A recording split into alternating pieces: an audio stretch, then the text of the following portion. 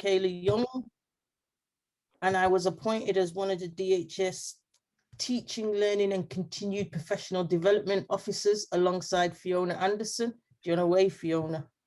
In January this year. But before we kick off tonight's event, I'm going to introduce Claire O'Mahony, who is the chair of the DHS, and she always for a little introduction. Not at all, in a way. It's just to greet you all and thank you so much for joining us. Both our inspiring speakers for sending in such fascinating proposals that we all enjoyed reading, and for all of you joining in the conversation with us after they talked to us about their adventures in virtual teaching spaces. It's such a nice opportunity for us to hear from all of us worldwide who've jumped into this new way of working.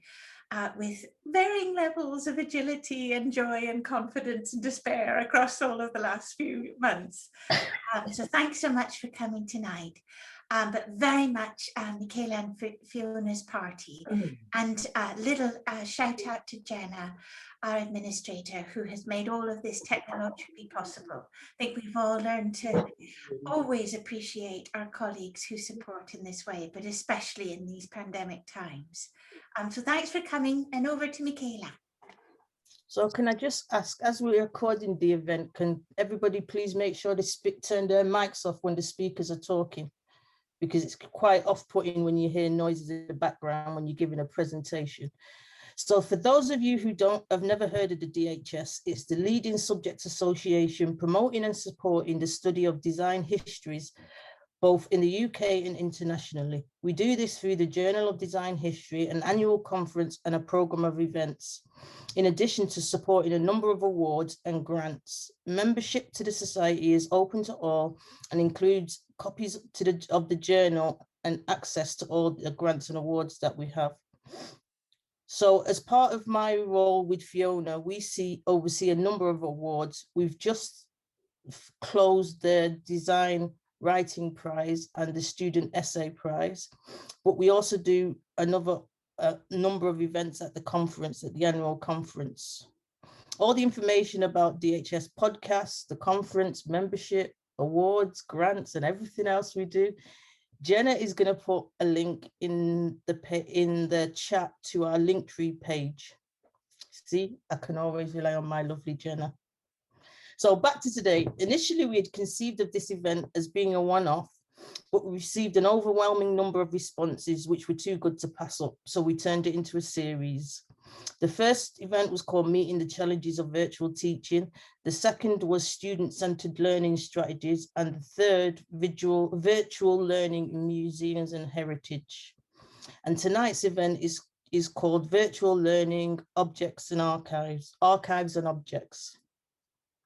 We have an additional speaker tonight because she was unable to present at the previous talk and we didn't want her to miss out, and we didn't want to miss out on hearing her talk. So we've added her today, and Caroline is going to go first. So the format for the event is going to be, I'll introduce each speaker, they will do their presentation, and then at the end, we're going to have a question and answer session. So our first speaker, Caroline McCaffrey-Howarth, is an art and design historian who specializes in European decorative arts, material culture, and histories of collecting. Last year, she was appointed as the new curator of 17th and 18th century ceramics and glass at the V&A Museum in London. Since 2018, Caroline has worked as a lecturer on the History of Design Masters within the V&A programme and the V&A and the Royal College of Art programme, where she continues to teach and supervise postgraduate students. So are you ready, Caroline? Yes, I'm just going to share my screen. Can you all see that? Yeah. Get my timer on. Brilliant. Thank you so much. Well, thank you so much, Ellie, for that introduction, and to Fiona for inviting me to speak and for moving things around. I really, really appreciate it. So as Ellie mentioned, since 2018, I've been a visiting lecturer and tutor on the History of Design Masters with the V&A and the Royal College of Art, teaching on a range of courses on the material culture pathway and supervising dissertations and so on and so forth. And as part of our historiography and research and context unit, I ran a specialist course on redesigning the British country house 1550 to the present day. And so my talk this evening is thinking about how can you redesign the British country house when you cannot visit one, which has been my sort of dilemma for the course this year. Despite the recent Public National Trust slavery report, interim slavery report, which was published as open access in September 2020, I think very much thanks to the sort of Downton Abbey effect, country houses are still very much seen as quintessentially British spaces, which are made for the elite and by the elite. But in this module, students are really encouraged to reevaluate and engage critically with established narratives to kind of explode the myth of the British country house. And here I'm showing you a still from Sonia Boyce's amazing crop over, which was held at Harwood House in Leeds in 2009, which some of you may be aware of. This crop over installation was filmed in the grounds of Harwood House, although they weren't actually allowed to film inside the house in the interiors. But it's one of the key kind of case studies that we think of throughout the course. This year, in order to explode these myths and kind of chart the historiography of the country house, we worked together to create group podcast responses. And students really embraced this challenge and embraced a design historical inquiry to engage critically with ongoing academic and curatorial practices across the heritage sector, speaking to experts, including academics at University of Oxford and curators at the National Trust who featured in the podcast episodes. And the real kind of inspiration behind this was to uncover untold or previously undesired to be told stories, to give objects agency and to bring them to life. And one episode was actually told from the perspective of a Chinese armorial service porcelain dish, which I'm going to come back to in a bit more detail. So this is the second year that I've taught the course. The first time that I ran it in 2019, I incorporated quite a few site visits across the V&A's museum collection, but also to several country houses. But obviously due to COVID, that model kind of had to shift quite dramatically. And instead of going on these quite site-specific object-based visits, I replaced this element with the podcast kind of exercise. As design historian Jeffrey Meikles once stated, and I quote, "The cardinal virtue of design history is its involvement with the material, its concern for the physical stuff." And I guess my question is, well, what happens when we are unable to do object-based research and get up close and personal and actually see and visit these personal things or these physical things? So what has been lost, pedagogically speaking, with no access to the cultural and material fabric of the country house? And what was kind of in the reverse gained by expanding the digital and virtual approaches and methods of a design history of the British country house through Zoom, through Padlets, and through podcasts, which I'm sure are kind of things that you're all probably doing in your own teaching practices in the past year and a half. So these are just some of the key things I've been sort of reflecting upon. And so today in my talk, I'd like to kind of chat through the process of making these podcasts and their content, and then focus at the end on just some of the kind of takeaways or challenges that I think are really inherent in this desire to bring in more innovative pedagogical practices, especially those involving digital technology. So about halfway through the course, we had a session to plan out the podcast. To begin, we kind of shared our opinions about what makes a good one. Lots of us have been listening to podcasts over the last while, and I kind of sent them a list of kind of 10 similar podcasts by way of comparison, and we talked about those in quite a lot of depth. Each kind of student listening to a couple of episodes from each one. At this point, it's probably useful to mention that podcasts play quite a key role in my own public engagement as an academic. I'm a host of the Travelling Sisterhood of Art Historians podcast, which has a particular focus on art, design, and material culture studies, and gives a platform to kind of a diverse range of speakers, from scholars to curators to practicing artists. And it's funded by the Association of Art History. So I did kind of try and bring my own experiences in recording this podcast to my students as much as possible, but it is difficult trying to kind of communicate that through Zoom sessions, I think. But as a larger cohort, we really thought about themes, about questions we might want episodes to ask and to raise. And the kind of key things I kept coming back to, and the students kept coming back to, is can we make country houses more of a public design history? What can we do to rethink and redesign them? And can we feasibly explode these myths through 5 30-minute podcast episodes? Which are kind of quite big questions to tackle. But following this, we kind of put into smaller groups to really hone in on the detail. And each group, I think, really kind of carefully thought through their key questions, but also their narrative, particularly focusing on what they wanted the listener to learn throughout the podcast, and the kind of 2 or 3 takeaways that they would come away with at the end. And they talked about, would a piece of archival evidence help, an anecdote, or an object, but, what would be the focus? So this year, it wasn't even just about reevaluating how to engage with students in the virtual space, but essentially about how to recreate the embodied experiences of visiting these country houses and sites, and engaging directly with the design and the materiality of the constructed environments that we would normally see. So we normally go to Waddesdon Manor, Petworth House, Sion House, these types of places.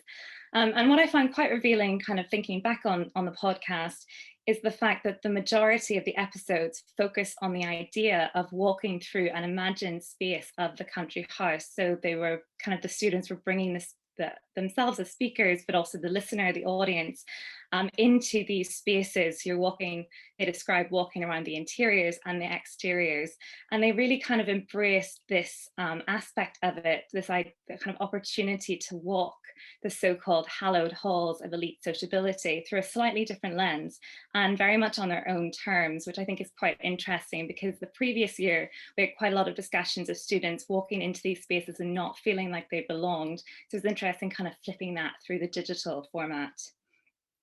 So one episode kind of adopted quite a surrealist approach, and it featured a time-traveling duo who headed back in time to meet Bess of Hardwick at Hardwick Hall in the late 16th century, and to Waddesdon Manor to meet Ferdinand de Rothschild in the 19th century.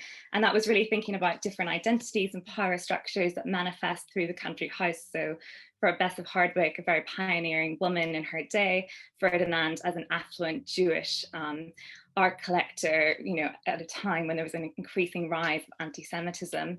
But there's just one episode that I'd like to kind of speak a bit more, and I'm so sorry I'm not able to share any of the recordings with you at the present time, but there was one episode which features this porcelain plate, and this podcast was based in theory at Basildon Park, which is just outside of London. And one of the kind of key features of this house is that they have quite a large, extensive Chinese porcelain dinner service made in 1760s for Francis Sykes, who becomes Sir Francis I Baronet. And he worked in India as an East Indian Company official. He returned to settle in Berkshire, and he buys up Basildon Park in 1771. He's one of the so-called nabobs coming back from the East India Company, and his wealth is completely accrued through the EIC and its implication in the transatlantic slave trade. And this podcast episode was told from the point of view of the dish, of the plate itself. So this idea of material culture kind of coming alive. So you travel with the plate, with servants carrying it from kind of the butler taking it out of the china closet. It's past the second footman. They talk about going up the sagging stone stairs into the dining room full of kind of paintings and fine silverware and porcelain and elite conversations. And this dish was actually a huge service that was delivered to Sykes when he was still in India, but from China. And he brought it back in full with him. And he also brought back one Indian servant with him as well, who presumably, we know, was situated quite often in his dinner kind of dining room and in his home as a kind of exotic adornment for his guests and his friends. But the sort of way that the students turned this around through the podcast, and slight spoiler alert for any of you who do listen, is that the podcast episode ends with one of the dishes being smashed to pieces. So our precious porcelain plate is smashed at the end, and it's the kind of, the students were exploring this sort of literal imploding of these uncovered historical narratives through these spaces. So what were the sort of outcomes of this project, just really quickly? Well, I think This exercise very much helped to provide a digital toolkit for the master's level student, and particularly the master's level design historian, determined to engage with contemporary discussions about decolonizing heritage and culture sectors. And I think digital skills are going to be incredibly important in terms of CV requirements as we move forward. And public design history has always been kind of a core element of the V&A RCA master's program. I hope also that the podcast, once they're finally made public, will enable a kind of tangible output, but also hopefully have potential for a lasting legacy. And I guess that one of the kind of key challenges that's really arisen from this is the difficulty of actually being able to host this podcast through an institutional kind of site. So often I think our institutions are very much set up for standard pedagogical mechanisms, so exams, presentations, blogs. But I think if we really want to do more innovative work, there are undeniably associated costs involved. So it's working through that together. At the moment, I'm still trying to get these podcasts up publicly available. Hopefully this will be happening very soon through the RCA, and you'll be able to listen to them then. Secondly, of course, technology, I think, was kind of a key thing. We recorded these on Zoom using Panopto to record as well, and they were edited through Audacity, which is a free software, but that takes a lot of time to communicate and build up those skills as well. And just a couple of final last points in terms of collaboration and participation. In the end, I think these podcasts were really great examples of collaboration across students, but also staff, as well as external kind of stakeholders elsewhere outside of the museum and in the academic world. But I think one of the things I will really think about carefully moving forward is not everyone wants their voice to be recorded. They maybe want to kind of help craft the narrative and the script and facilitate the conversation, but not actually have a starring role. So that's something I think to kind of take moving forward. And finally, will I do this next year? I'm going to run the course for its third time next year, and I will hopefully be back to slightly more blended kind of situation, visiting country houses, hopefully. And I think I still will include this as an element in the course itself. So these are kind of just some final comments from me, and hopefully I'll be able to share these wonderful episodes and the work the students have done so brilliantly with you all in due course. I'll end it there. Thank you. Thank you very much, Caroline. For anybody who doesn't know what crop over is, it's a tradition of carnival in some Caribbean islands. That's why the guy was dressed in carnival costume, leaning on the building. And for those of you in North America, we are also going through our woke phase, as the right-wing media likes to call it. So there's a battle for cultural space at the moment with people being accused of being woke and trying to rewrite British history and those sorts of conversations that we're having at the moment. The government's winning because they're saying that, threatening institutions and organizations, that if they try to rewrite history, then there's going to be a problem. So the next speaker is Amanda Lastoria. Amanda holds North America's first PhD in publishing. Her research uses Alice in Wonderland as a case study to interrogate how book design and production values can variously entrench and diversify the markets for and meanings of the text. Amanda has over a decade of professional experience in the publishing industry and currently teaches publication design history at Simon Fraser University in Vancouver, Canada. Do you want to take it away, Amanda? Just let me, I maybe should have tried sharing my screen beforehand too. There we go. Does everyone see that all right? Yeah. So as the pandemic started, I was developing a new module, or course as we call it here, by the book, A History of Publication Design. It looks at 150 years of publication design history starting in the mid-19th century. Publishing in the publishing department at Simon Fraser University, and it's for third and fourth year students from any field. 3 challenges were: 1, to teach students who don't share common disciplinary knowledge; 2, discuss the look and feel of publications remotely without students handling them; and 3, make history relevant. I've taught the course for 3 pandemic semesters, all asynchronously in Canvas. This topic list is how I pitch the course to prospective students. There are multiple thresholds, from private press to mass market, through which students can engage with a field that is brand new to them. Students come from across the uni, from majors in econ to psych. Most haven't considered the objecthood of the book. They focus on the text. My course teaches them to examine how the look and feel of books, magazines, journals, newspapers, and zines target audiences and shape their responses to the text. Some students will have industry careers in which historical knowledge will inform creative and strategic choices, but most students will pursue other fields. This course teaches all students to be critical consumers. It's a 13-week course that's a history of publication design, not the history. We start in Victorian England, when and where many current publishing models were established, and we end up today analyzing how publishers leverage design history. The course content includes a wide range of media, authorship, and audience. Each week, there is content to read, to watch, and to browse, and here we see a sample week. Different verbs, different modes of engagement, something for every learner. Readings include scholarship from multiple fields, as well as industry articles and amateur writings. Videos include a TED Talk on fiction cover design and a rare bookseller comparing periodicals to books, as well as student presentations. Then there are websites to browse. Students surf through lesbian pulp fiction book covers and punk rock scenes. The browsing activities are a lazy way to be productive.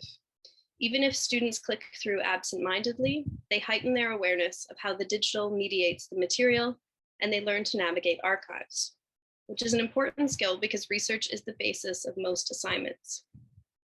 I'll go through those now, and then I'll share some key principles. Engagement includes emails and video chats with me, but more substantially, it includes class discussions in Canvas.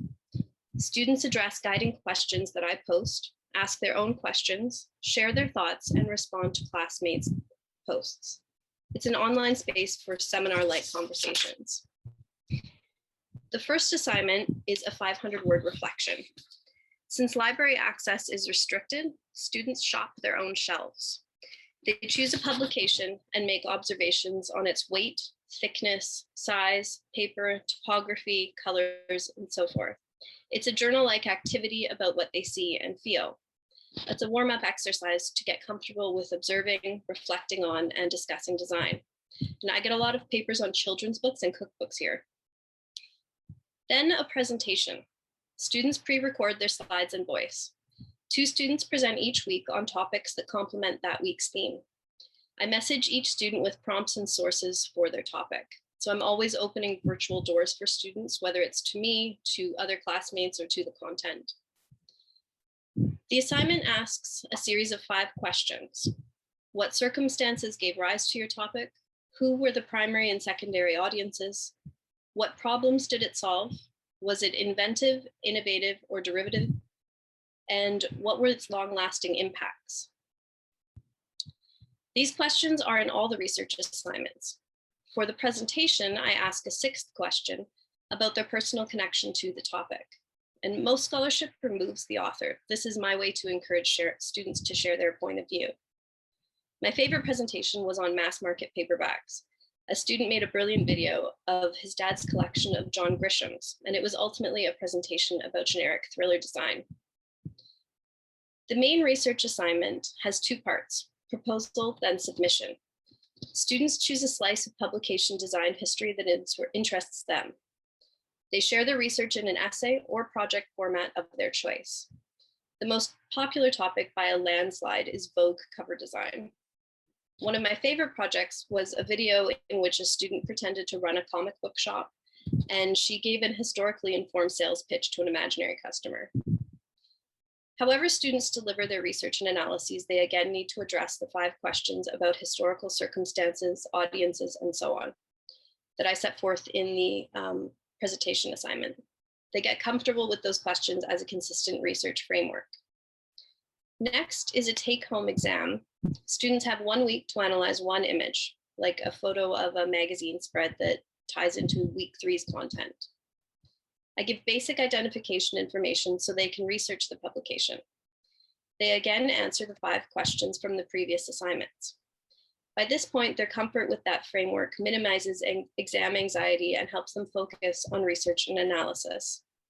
This time they express their findings concisely, 1 paragraph per question. Last is another 500-word reflection.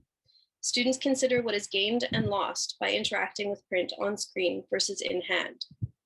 Each reflection is an easy 5% to bookend the course, so students feel good at the start and at the end. My guiding principle has been empathy. It's tough times and I want to ease unnecessary burdens. So this course is asynchronous, flexible, accessible, not diverse, which I'll explain in a second, and students Zoom with me individually, but there aren't any class-wide meetings. By delivering content asynchronously, they don't have to make stressful choices between attending class or coping with precarious pandemic circumstances like these. And this asynchronous model has been so successful that I'm suggesting that even after the pandemic, I alternate semesters, 1 semester on campus, 1 semester online. To further mitigate the impact of life stresses like these, I hand out extensions like they're candy. I encourage students to check in with me if they can't meet a deadline, so I can offer sympathies or supports and manage my own workload, but I allow students as much time as they need. Accessible. All content to read, watch, and browse is free. Again, easing burdens. Early in my first offering of this course, George Floyd was murdered and Black Lives Matter protests were everywhere. That prompted me to call out my own syllabus as predominantly white and male.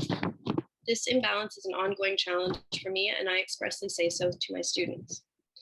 Much of the content, mainly scholarship available through our library, reflects an Anglo-American publishing industry and design canon that have marginalized many groups of people. I welcome students to help make design history inclusive and diverse. Even if they choose a mainstream topic like mid-20th century romance novels, they ought to consider who did or did not design those books and or buy those novels and why. Maybe high-end production values put the price of the book out of the reach of audiences with little disposable income. Maybe cover art depicting a white hetero couple excluded BIPOC and or queer audiences. Design, consumer, and research choices are political. I frame pedagogical and scholarly challenges as opportunities for students to help make change. Using current events as a springboard for discussing history makes it relevant. Instead of dull and dusty, it's ripe for recovery and new narratives. Students connect with the content by tapping into their personal histories and intergenerational knowledge. For example, when I set out to teach about wartime paper shortages, I unexpectedly led students to learn about their families' stories of immigration. This deep engagement happens about midway through the semester when students are fully comfortable and the publications are recent enough to trigger memories. Students draw on memories to fill gaps, aspects of publications that are not visible on screen. This is an imperfect list of print qualities that are and aren't perceptible on screen. Digital images flatten and tear apart print publications' objecthoods. Often, but not always, double-page spreads become single pages, covers come detached, and end papers aren't at the ends. The online isolation of print design and production values, the lack of cohesion, and the disruption of linearity are inconsistent with the objecthood of the codex. So we talk as a class through these limitations. In a virtual classroom, we look at books rather than look through them and smell them, feel them, and hear them. But the flip side is that students engage with more publications and a greater range than they can access in person. They also critique platforms that facilitate on-screen engagement, which is, for better or worse, an important part of the publication design history landscape.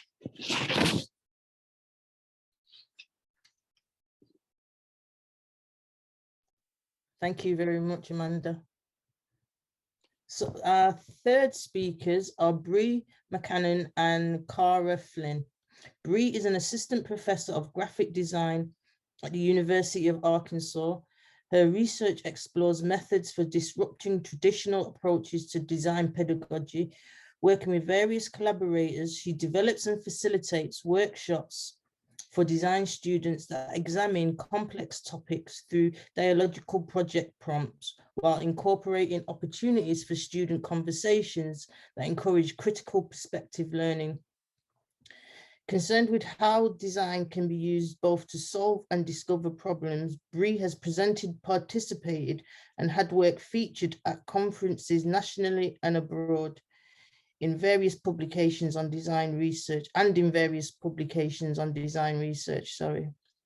Bree attended Carthage College in Kenosha, Wisconsin. Did you see? Where she received both a BA in art history and a BA in graphic design.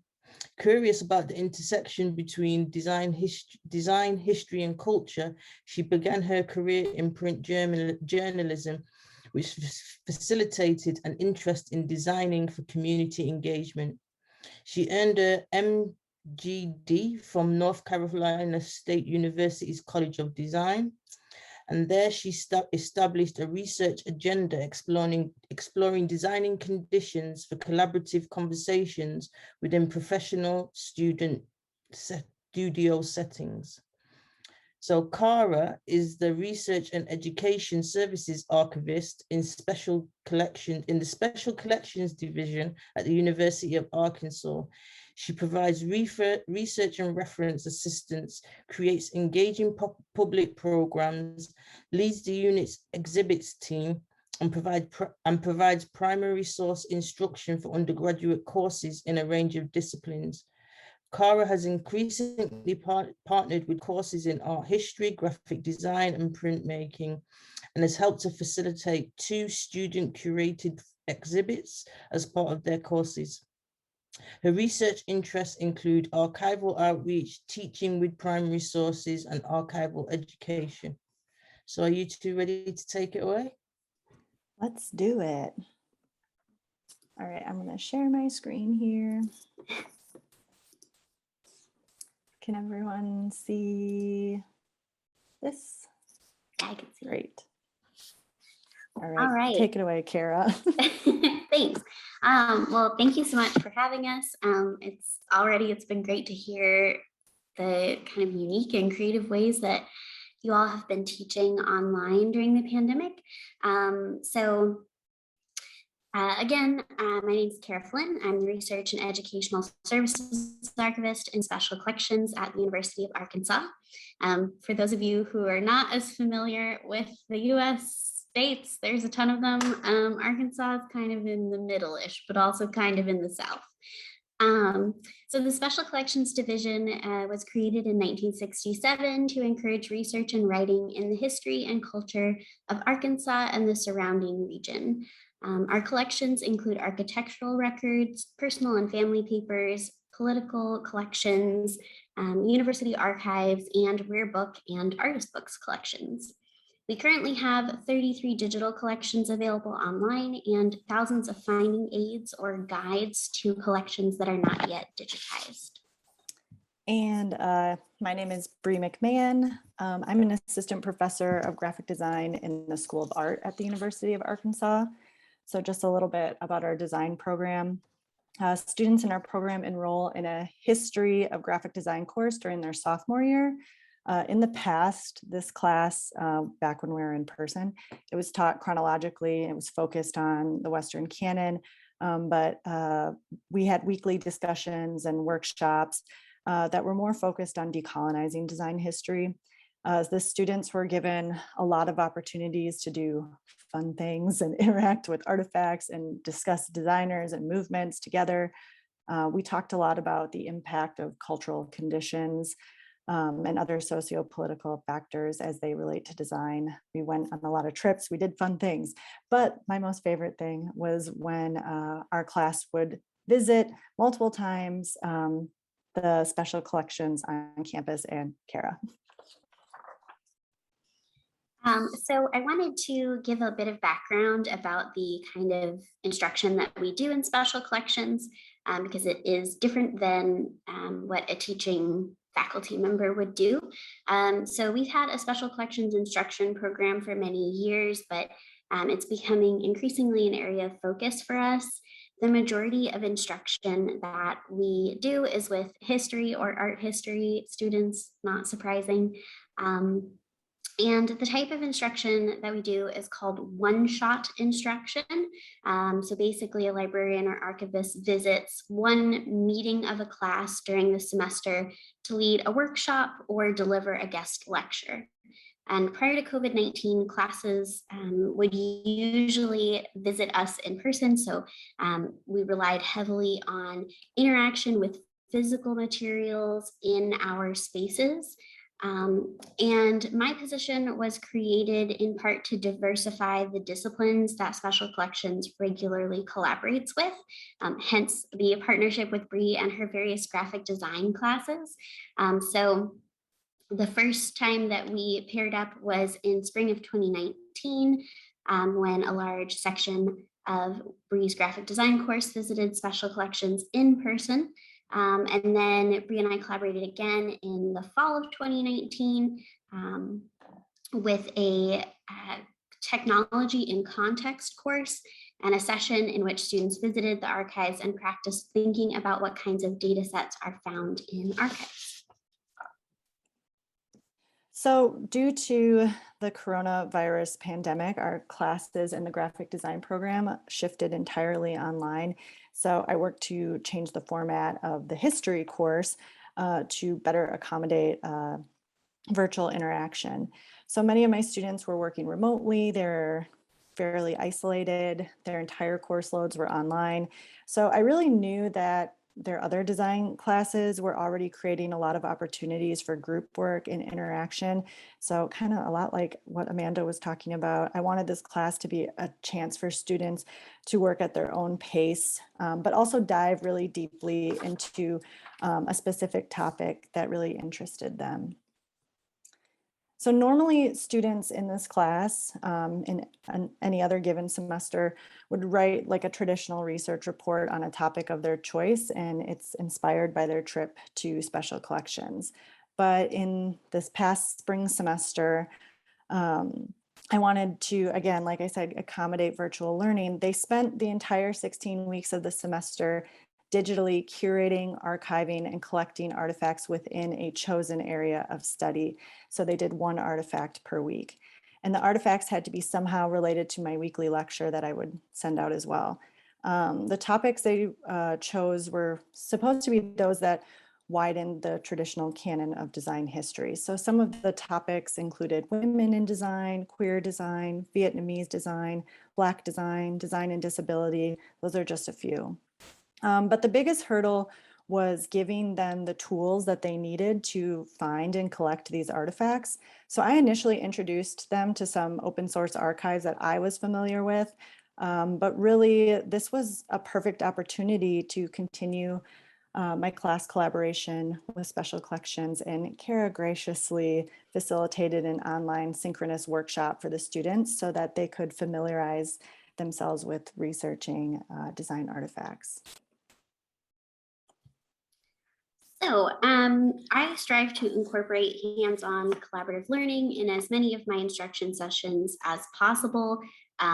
Historically, those were in person, and so I wanted to bring that same sense of like a true workshop where students are engaging with materials and working collaboratively in small groups, rather than me just talking at them for an hour.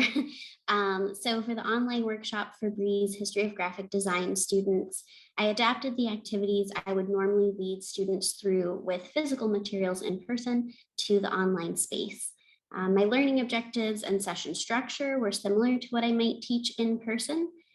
So basically, after giving students a quick intro about me and Special Collections and archives, I did a walkthrough of various online archives databases, including World Digital Library, the Library of Congress Digital Collections, Art Store, which is a subscription database, and the University of Arkansas Digital Collections. And I would use topics that they were using for their semester-long project to show them examples of how you might search and navigate these various databases and locate artifacts and begin to gather clues about those objects. Padlet, I know another speaker mentioned Padlet, and probably many of you are familiar with it. Padlet took the place of what would have been a paper discussion handout. So that's kind of what they used for that. But here's a little brief snapshot of essentially what a walkthrough of one of these resources looks like. So I show them how to locate it online and then navigate within it, search various search terms, and then kind of look at the different contextual information that's available in those resources. And then here is a quick look at the Padlet I used for the workshop. So once the students were in their groups, they were asked to work together to find an archival object from one of the resources they had just been introduced to, and then search for clues about the item. I had pre-populated the Padlet with an example, which was kind of about history of the book. And then, as you can see, the different columns across the top are the different groups that students were in Zoom breakout rooms. And they had to post the item that they looked at and then kind of record the progress of their discussion. So they were asked questions about how that item connected to their theme, who created the item, when and where it was created, who the primary audience of that material was, and how the context in which the item was created might have influenced it. And then at the end, I asked them to come up with questions that they had that were unanswered based on what they had found in the database. And so that is sort of a springboard for maybe they need to go look for some additional information outside of World Digital Library. So the students applied this same process that they did with Kara and Padlet and in the workshop to their semester projects week to week. So each week they use the same process to individually locate, examine, and analyze an artifact related to their semester topic in that week's lecture. So students in this class, I have to say, were extremely participatory throughout the semester. I was very surprised, actually, and very delighted to see that for the most part, they were very present, very engaged with their work on a weekly basis. For the most part, they were turning everything in on time, complete. I mean, everyone did great in the class. At the end of the semester, they took all the work that they did week to week, and they designed small zines that showcased what they thought was the most interesting artifacts that they collected. And they got to be a little bit more creative with these as well. My plan is that we're going to print these on our risograph this fall when we return to in-person learning. And I'm just going to, in the next few slides, show you some student examples of their final zines. They're obviously not printed now, so these are digital, but we'll produce them in the fall, like I said. And Karen and I just decided that we're going to donate the suite of the zines. So there's about 34 of them. We're going to donate all of them to the special collections for their zine archive that they're making, or they're putting together. So we're really excited about that. This one is, this student gathered artifacts throughout the semester that related to digital design and the invention of computers. The student on the top was looking into women in design. The bottom, the student was looking at design related to disability. This student focused on artifacts related to queer design. This zine highlights Japanese design. And this student chose a really interesting topic. They were looking at anonymous design. So they really had a lot of freedom to interpret what their topic was week to week too, which I think made the things that they found in their collections quite a bit more interesting. So I wish I had more time to show all of them, but there was 34. So, but overall the work was really lovely. I can't wait to see them printed in person, also to meet these students in person. I'm going to probably run this class very similarly, even as we move back to in-person learning, because it was just so fun. It was really successful. I feel like giving the students the chance to create their own archive and curate their own collections really engaged them with their subject matter. And it created a space for them to have more meaningful conversations about what exactly is design history. And then the tools that Kara showed the students were very invaluable to their research, and it made this big semester-long project feel very attainable while learning asynchronously. So thank you so much. Our emails are here. We love to talk, and that's it. Thank you. Thank you very much, Cara and Bree. And our next speaker is Louise Sandhouse. Louise is a graphic designer and faculty at California Institute of Arts. She's an author, designer of earthquakes, mudslides, fires, riots, Californian graphic design. I was thinking that she was the cause of these things then for a minute.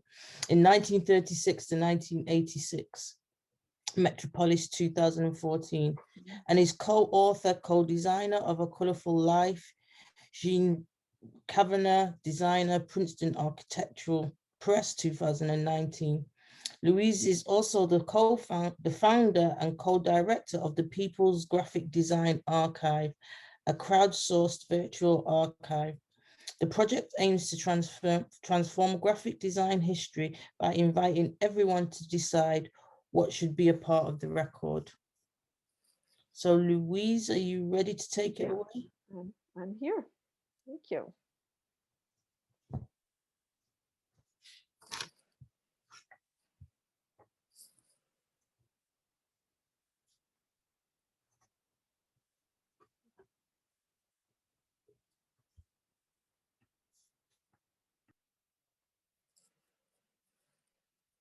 Can everybody see? Hopefully so. Yes. Things out of the way here. Great. Okay.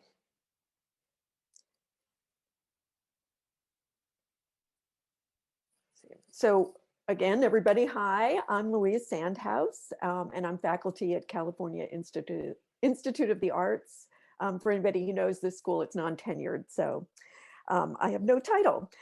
So I want to thank the Design History Society for including us. It was great to see in brief presentation that the People's Graphic Design Archive is noted as part of that class. So I'm going to share that today, what it is, how it's being used in the classroom and otherwise in the classroom and as other places as well to reorient graphic design history, whether virtually or in person.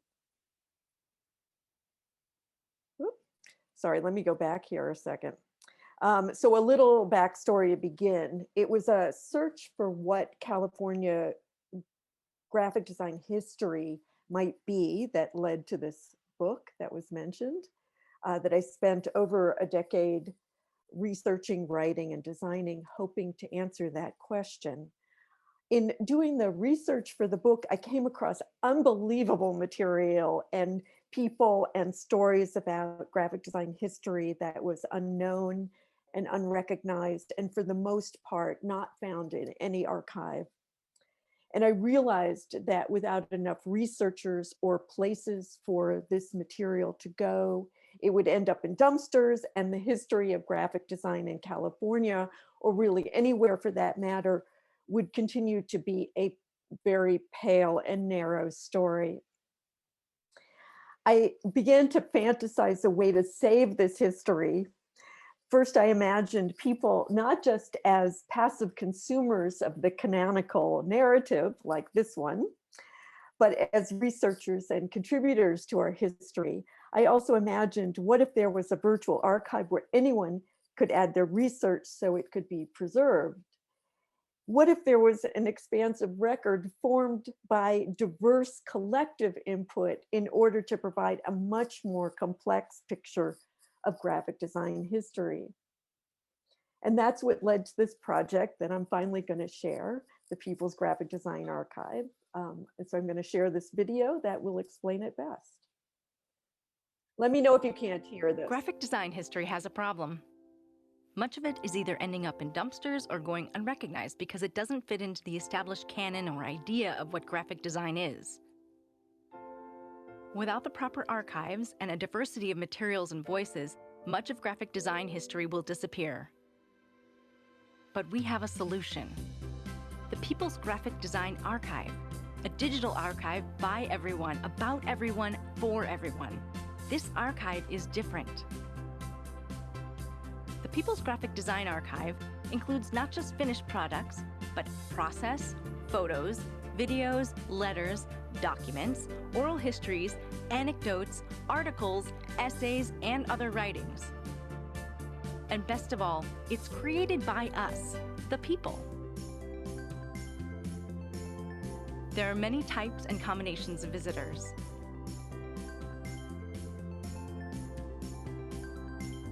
They can browse or do a search for specific content.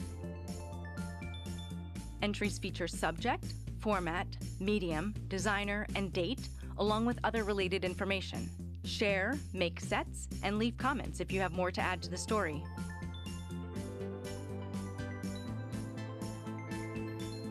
The People's Graphic Design Archive is for research, education, inspiration, or just pure joy. We need your help to make the archive a reality.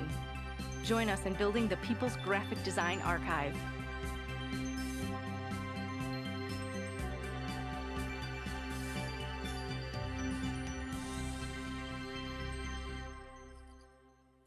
So the archive is currently a living prototype built in Notion, which is a collaboration app similar to a wiki.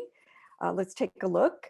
When you arrive at the site, you'll find categories that you can browse by, such as publications, ephemera, motion graphics, information design, and lots of others.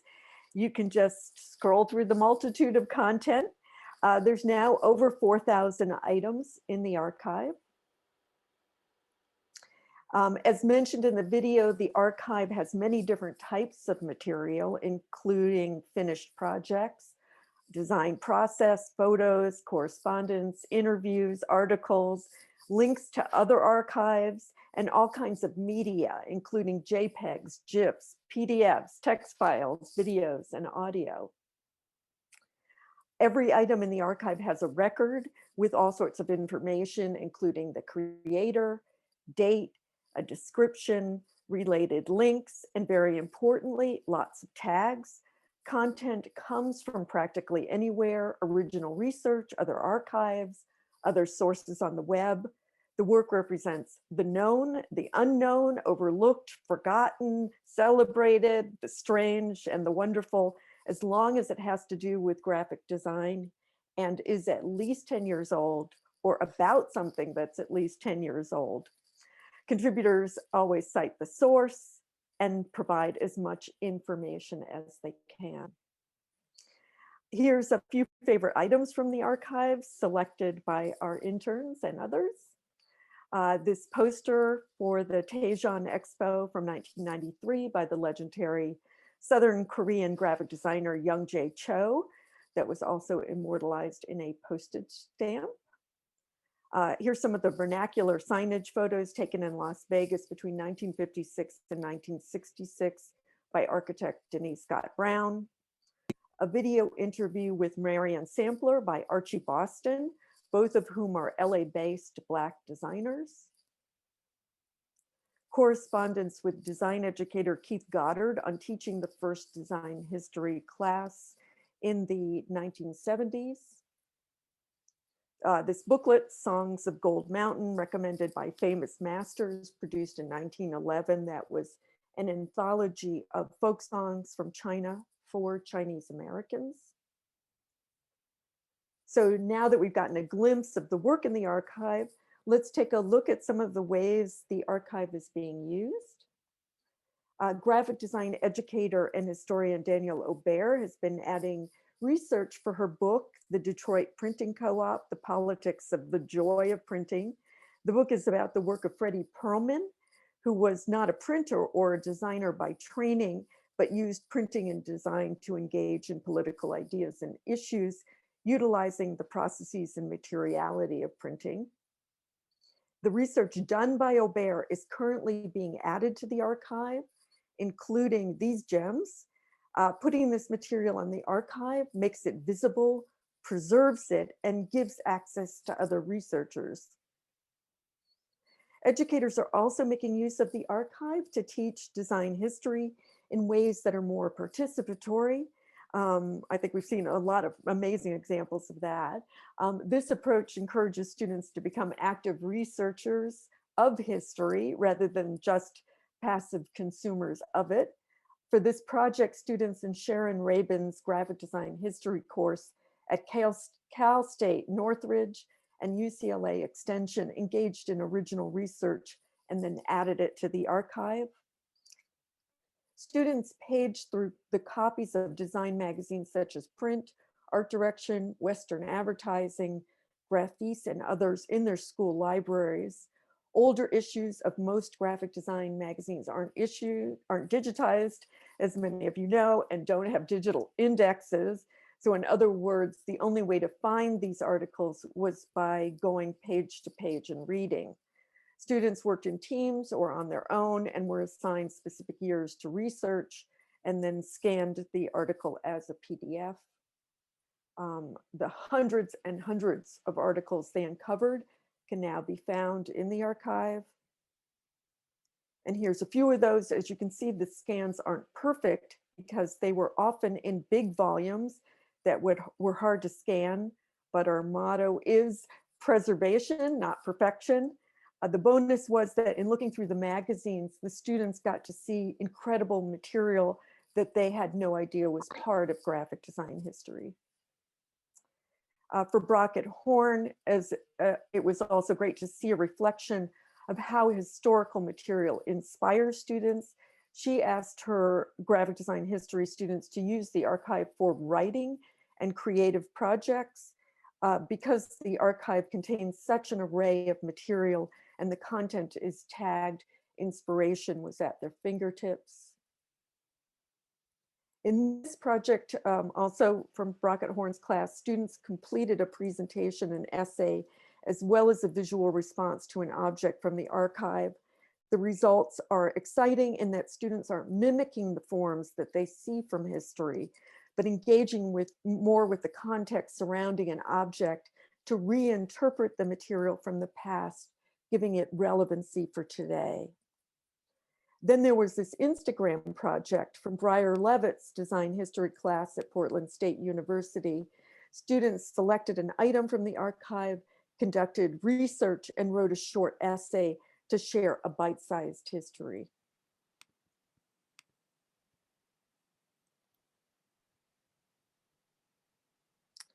I hope you all will take a look at the archive, that you feel like you're invited to add, to make it a habit, to tell others, and also invent new ways to use it.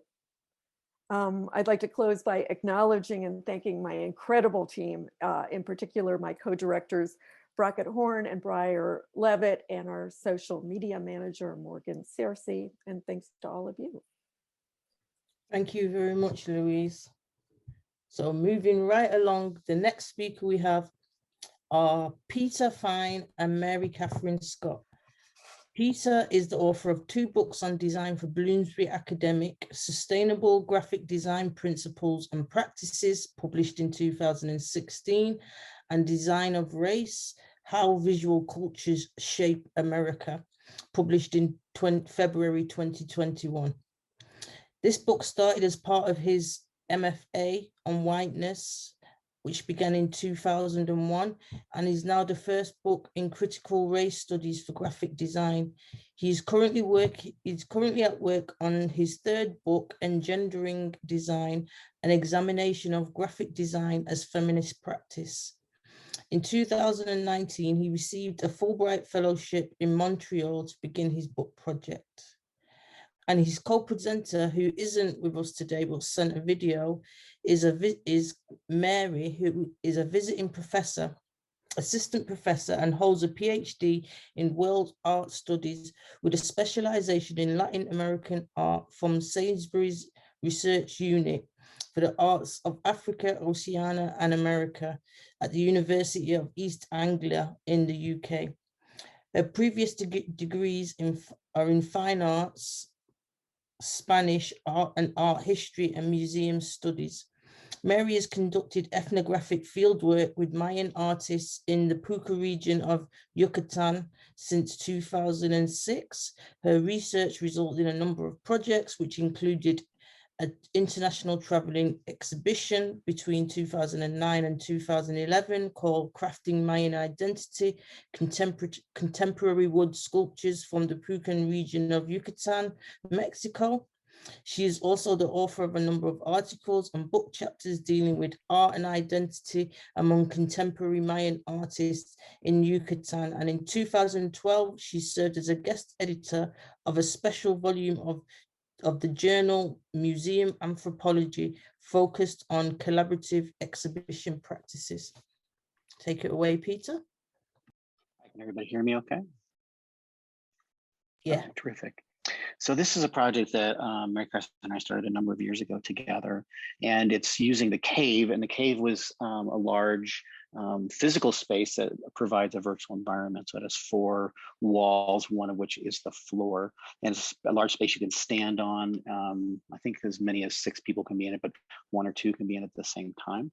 So it actually is an atmosphere you can create your little virtual environments and so forth and replicate things. And we wanted to experiment with this. I teach graphic design, and I also teach graphic design history. And at the time, Mary Catherine was teaching the survey course, the second survey course in art history. And there was only a few images there of any of the modernist architecture that was covered in the book.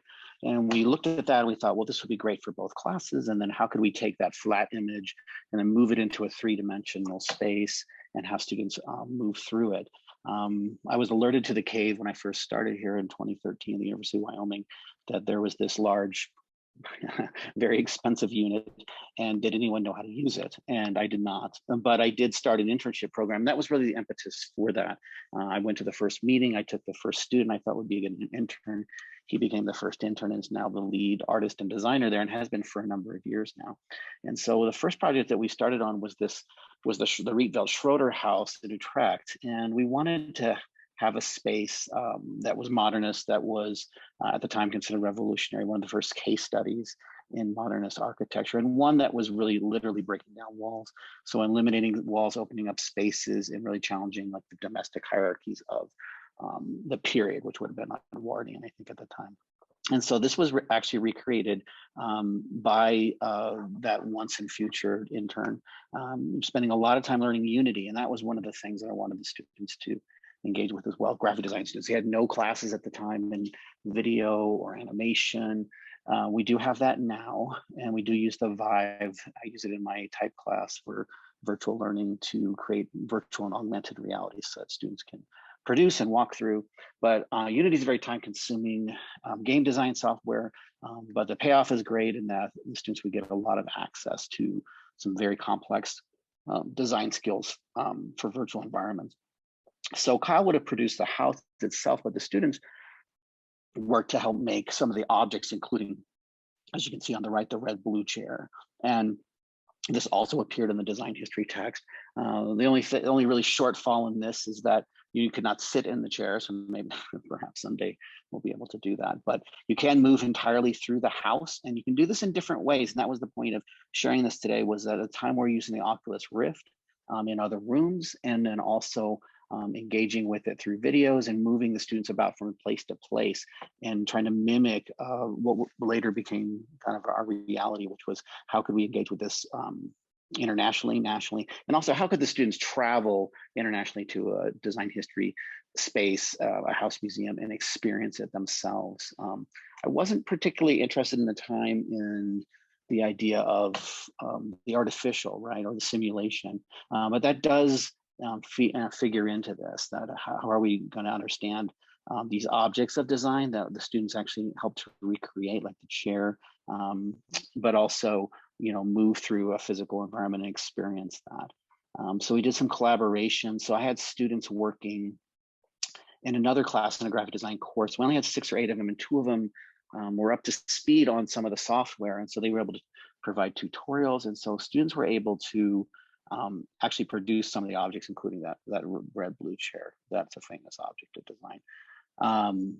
And this figured into a lot of things that were going on at the time in terms of challenging critical making skills, do the flipped classroom, which I would refer to simply as studio art design class. And you can see some of the students working together. There's Kyle teaching them the basics of how to produce an object and situate it in the space and interact with it in some way. We did do this later with more objects, including some of Mary Catherine's Mayan pieces with artifacts that have been destroyed, and then how could you actually put them back together in a virtual way and experience them. In the cave, you can actually move around an object and interact with it oh, what's the word of sculpture? I can't remember, sorry.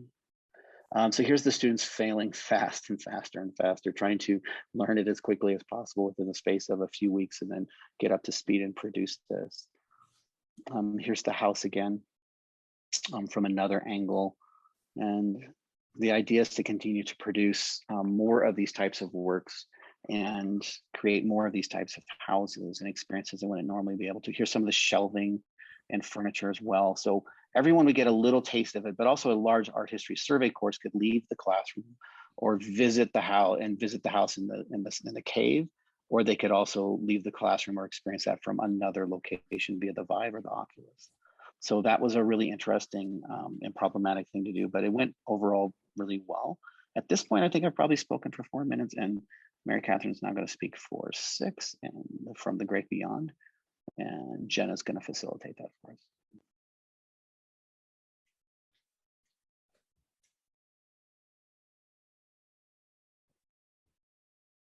Stop share.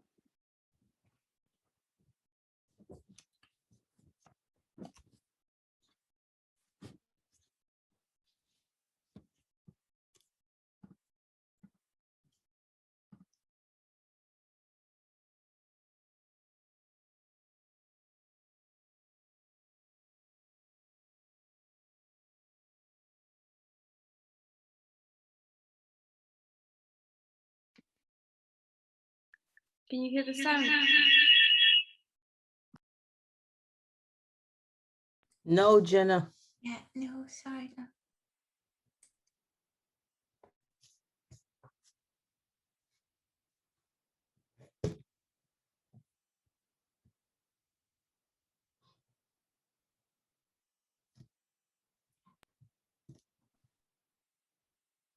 Start on slide 12, that should help. Yeah.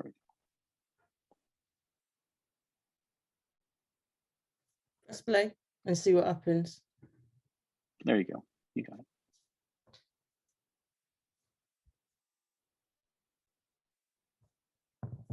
Oh no, we can't hear the sound, Jenna. I promised those in the audience that Jenna did in fact get this to work, so she gets full credit. Technology, eh? I'm having fun. I think about because I'm having to have sound off because I've got 2 laptops and it's going to create an echo. I don't know if it's because I've got my laptop muted. Would that make a difference? Probably. Right. Well, I might have to turn sound down on the one we're recording off, and it might lose the sound on the recording. But I'm just going to have to risk it. You might. Yeah. Can you shift it to another room? I don't know how big your house is, Jenna. So that's just me making assumptions. Yeah. Just if. Yeah. Okay. 2 seconds. Right. Thanks. If I have to continue speaking, it's no problem. I've never had a pre-verbal stage, so I can just go as necessary. That may well happen, Peter. That may well happen. Get ready. Okay, try again.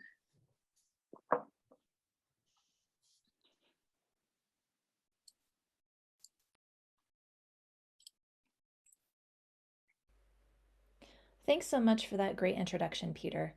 I'm now going to talk a little bit about art in context and how this is crucial for meaningful learning moments in the classroom. The value of virtual reality as a teaching tool in the classroom setting, and for our purposes, specifically art history classes, is substantial and diverse. Students have the opportunity to understand artworks or architecture as 3-dimensional objects rather than as simply a teeny tiny little photograph within a textbook filled with lots of black and white text and lots of images. Students also have the opportunity to walk through history, as it were. The cave presents an immersive experience for them that they can't get by reading a textbook or staring at images on a slide projector. They also have the chance to engage more deeply with subject matter than in the normal classroom. And this is partly because of the immersive experience in the cave, but it's also physically taking them outside of the classroom to a new space, which automatically ignites their senses and makes them more engaged with what they're learning. It also keeps learning fun. And I think that's something that, especially through a year of pandemic, we've had to be really creative about through our virtual classroom settings. But the cave is something that is both physical and virtual. You can go there, but you can also engage with a lot of these technological devices and applications through the comfort of your laptop in your own home. So there's still that immersive quality, even if you can't physically visit the cave in person. But for our purposes, for this study in 2015, we were able to visit in person, and the students had a wonderful time. They were deeply engaged, and it also helped them to understand key concepts better about what we were studying with this unit. So how did we do this? We had multiple stations set up. This was a large art history survey class, and we had, I think, about 40 some students there that day who participated in these activities. So you can imagine with just a small four-walled cave, you can't fit everybody in there at once. So we had to figure out ways to engage students in the learning process simultaneously, so while they were waiting for their chance to go into the 3D visual or the 3D virtual cave. So we had the cave as one of the stations, of course. We also had an animated GIF, GIF, of one of the most memorable pieces of furniture from the Schroeder house, which was a chair. And it showed how the modularity of this chair came together and could be taken apart. There were also 2 video stations where students could watch informative videos about the Schroeder house and see it in context within the neighborhood where it currently stands. And there was also an opportunity for some students to wear the Oculus Rift goggles, which you see in the upper right picture, where they could view the Schroeder house from another perspective through these lenses rather than physically standing in the cave itself. So obviously, this was a bit of a diversion from what we would normally do in an art history class. And Peter and I were very curious about, how the students felt about this experience, and did it indeed enhance their learning or not? And so we developed a questionnaire to gain some real feedback from students. And so this questionnaire was 9 questions, and it elicited both qualitative and quantitative responses. And 42 of the 43 students who attended this session at the cave responded, and they responded anonymously. So we weren't able to match responses with any of the students. And finally, IRB approval was obtained for the study. And for those of you who aren't familiar with IRB, that stands for Institutional Review Board, which is the kind of governing body in the United States for working with human subjects in research studies. So we did achieve this approval, or we did go through this approval process in order to be sure that there were no harmful impacts of this study to these individuals. And we shared all of the results with the Shell 3D Visualization Center. Now, unfortunately, I don't have time to go through all 9 questions here, but suffice it to say that the feedback that we received was very positive, and the students in the art history survey class found this experience to be incredibly meaningful to their learning.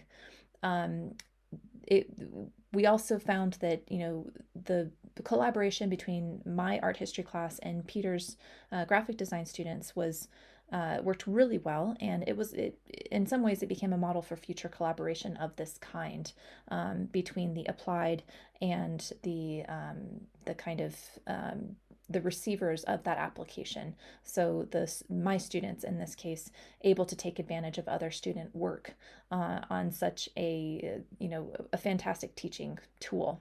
It was also an innovative use of technology. The cave is normally used for other kinds of STEM applications, so oil and drilling, subsurface types of technology to look at energy usage, as well as data sets, visualizing data sets from science disciplines.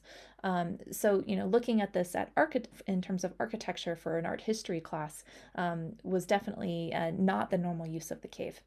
And it was also skill development for both groups of students in terms of what they were able to get out of this experience. Students became responsible for their own learning, both in Peter's class with his graphic design students, as well as my students in art history. The actual activity of both creating the house as well as being immersed within this virtual space really helped them want to learn more and be more engaged. And what we found is if students are active agents in the learning process, the subject matter will become more relevant to them. And this is wonderful that we were able to help students find ways to make this relevant to their own lives. So we want to say a big thank you to the Design History Society organizers, and thank you for inviting us to present today. And if anyone has any questions or feedback, we'd love to hear from you. Thank you.